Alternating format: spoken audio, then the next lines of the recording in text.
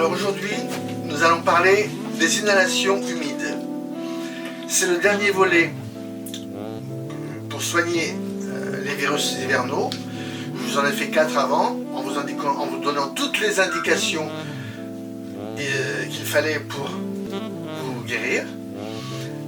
Cette façon fait partie aussi du protocole et elle est très importante.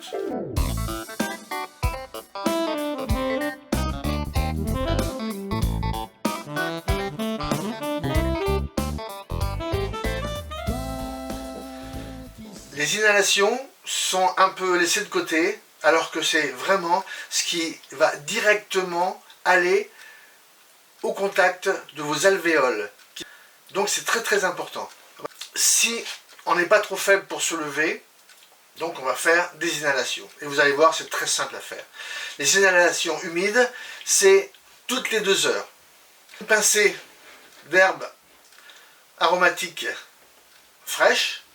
Alors, soit vous prenez le thym, ou l'origan, ou le romarin, ou un mélange des 3, mais le thym, c'est ce qu'il y a de bien. Sinon, avec une goutte d'huile essentielle de pin sylvestre, une goutte d'huile essentielle de Ravinsara, et une goutte d'huile essentielle de thym. Vous pouvez faire ce mélange, vous pouvez les utiliser séparément. Et il y a d'autres huiles essentielles qui sont très bonnes aussi, que vous pouvez faire des mélanges, mais pas plus de 3. Donc vous pouvez faire aussi avec une goutte d'huile essentielle de niaouli, une goutte d'huile essentielle de romarin et une goutte d'huile essentielle d'origan. Alors, si nous n'avons aucune de ces huiles essentielles, ne vous inquiétez pas, vous pouvez quand même faire des inhalations, juste avec de l'eau chaude. Ça sera pas mal du tout. En effet, respirer la vapeur d'eau a un effet décongestionnant sur les alvéoles pulmonaires. Et la chaleur tue en quelques secondes les virus. Voilà. Donc c'est très simple à faire, ça prend 1 minute. Vous pouvez faire ça pendant 3-4 minutes, le temps que c'est encore chaud, parce qu'il faut faire le plus chaud possible. Et puis recommencer 2 heures après, en faisant réchauffer. Et puis en mettant une goutte dedans. Voilà. Alors, moi ce que je vous conseille, tout ce protocole qui est assez long, il faudrait que vous ayez du repos. Il faut du sommeil. Il faut boire des tisanes toute la journée, ou même de l'eau entre deux. Il faut manger peu ou jeûner.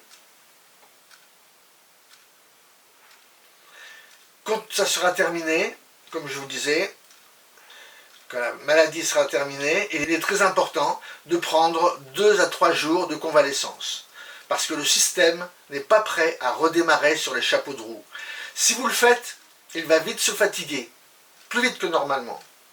Et le système immunitaire va encore baisser. Et vous savez maintenant ce que vous risquez avec un système immunitaire déficient. La société dans laquelle on vit actuellement ne tolère pas beaucoup les jours de convalescence. Ça se fait pas beaucoup. Vous l'incluez dans votre congé maladie, vous voyez ça, avec votre médecin traitant. Mais n'oubliez pas, tout se paie un jour ou l'autre. Donc suivez ces conseils et je vous souhaite une bonne santé et à bientôt.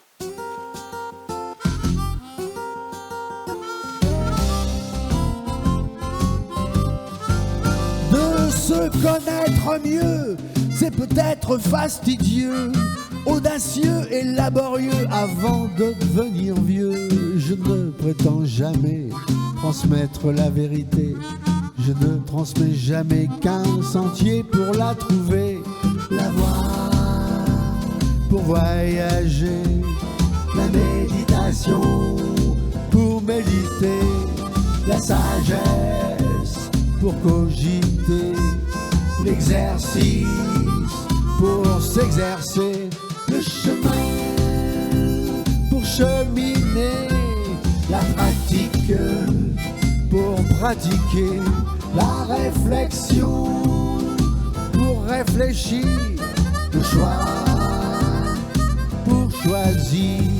De se connaître mieux, c'est peut-être fastidieux, audacieux et laborieux avant de devenir vieux. Je ne prétends jamais transmettre la vérité. Je ne transmets jamais qu'un sentier pour la trouver. La voie, voyager, la méditation pour méditer, la sagesse pour cogiter, le chemin pour cheminer.